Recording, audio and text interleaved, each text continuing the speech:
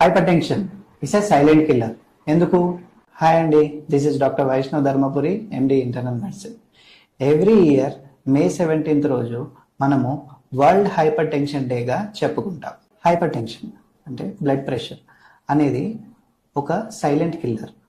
ఎందుకంటే అది సైలెంట్గా మన బాడీలో బ్రెయిన్ని, కిడ్నీస్ని, హార్ట్ని ఎఫెక్ట్ చేస్తుంది.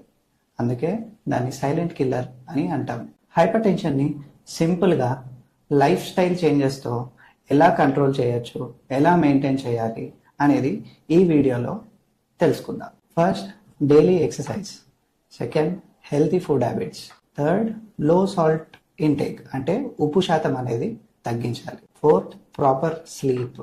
And fifth one, smoking, alcohol అనే చెడు అలవాట్లని మానేయడం.